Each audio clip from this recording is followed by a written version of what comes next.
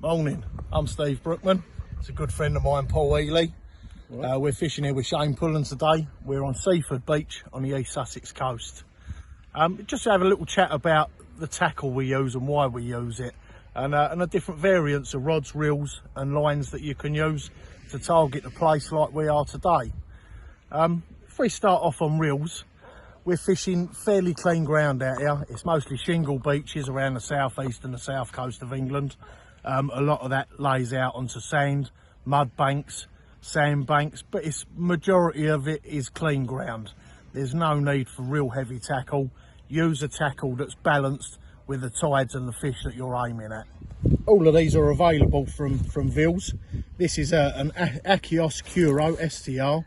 It's a 656, or in old terms, a 6.5 size reel. It holds an adequate amount of line, and the lines you're using need to be around 3.1 to 3.7 diameter, so 12 to 18 pound. It's more than adequate for the ground we're fishing and the fish we're fishing for. With that, you'd fit plenty of line on the reel. Same as with the diarrhea. That's a Daiwa Tournament 7HT mag, or the blue mag as it's called by most. That will hold a little bit more line. I usually average around 0.35 diameter, which averages 18-19 pound line nowadays. That's married up with a 70 to 80 pound shock leader. A shock leader, which we've all seen, some people don't use them on the beach, but I can't put emphasis enough on how important it is to use a shock leader.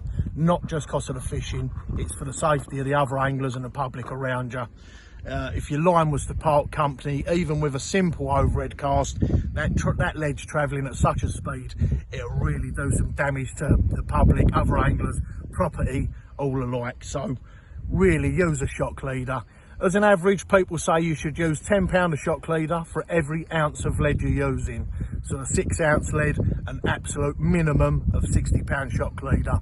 Myself, I don't really steer anything under £80, whether I'm using 5 ounces or 8 ounces. It's just a massive, massive safety issue, and we should all be using them. With the rods we're using, there's no need to go massively overgunned. We're fishing for small flat fish, we're fishing clean ground.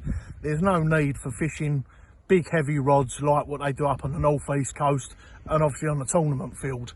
9 out of 10 people I see fishing southeast Kent, Sussex, even Essex beaches are using rods far too powerful for what they need to, and far too powerful for what their abilities can use the rod to. Paul's using his reel in the high position, or up the butt, for a different term. Obviously Shane and myself, we use our reels in the low position, which is low down on the butt. That's purely down to personal preference. Some rods are rung up differently to cater for a reel up the butt, even a fixed spool up the butt. Other rods are rung up so the eye positions are more for the reel in the low position. That's just personal preference. There is no right and wrong way. With the fishing over the clean ground for the place, you want quite a nice sensitive tip. You don't want nothing too stiff and too rigid.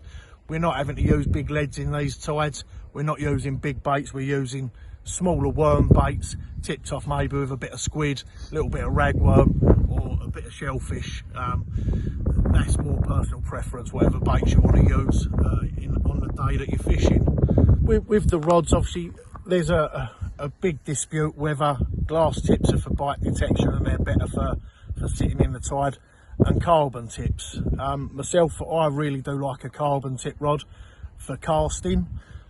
If I could get on with a glass tip for casting, I do think they probably are a little bit better for the clean ground fishing for bite detection. So what are you using today, Paul? Is yours glass? Are you using carbon? I'm using a glass tip. I've got a Century gear curve on, Steve. Daiwa ST on the top. As I said, I use my rail up. Rail up is for a reason, is a medical reason, where I had 3 fingers which was operated on a little while ago, so I find it more comfortable that I can grip the rod, the butt with my left hand and the reel with my right hand, rather than left and right. So that's good. Yeah, it's just a difference of opinion. We've got a medical issue there which deems using the reel in a high position suits Paul a lot better. If you're fishing areas of wherever you are really, for place fishing, clean beach fishing, got another 2 reels here we can show you.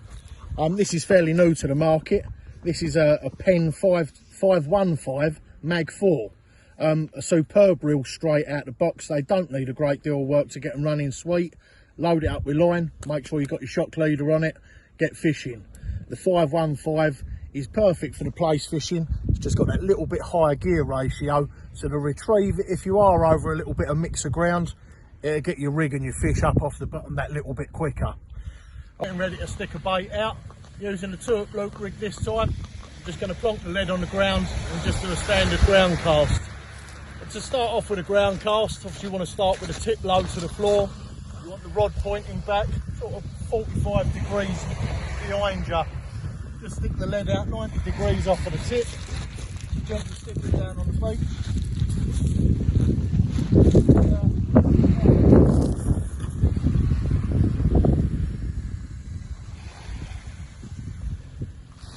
There you go. It's got plenty far enough to find a place. It's the rig I'm using, it's a bar rig, 5-ounce lead. So this is the cast I do. So I'm ready up.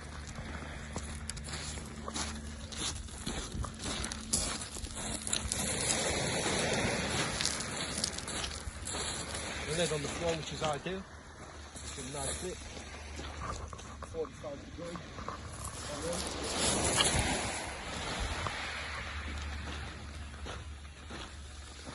Straight out.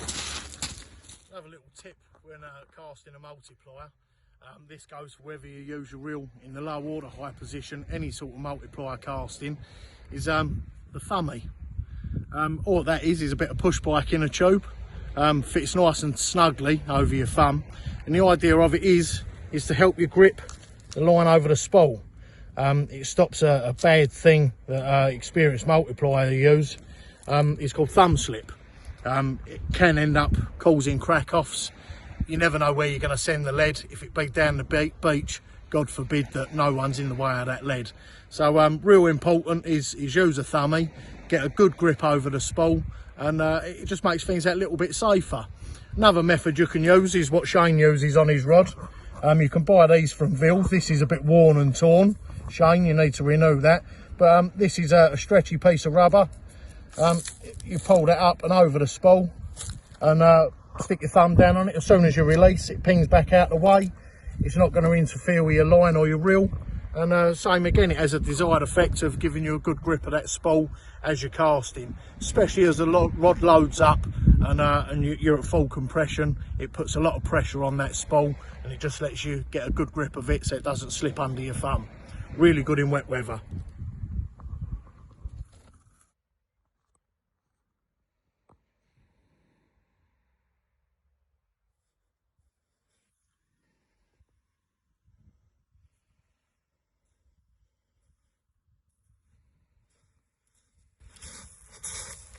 Use a thummy.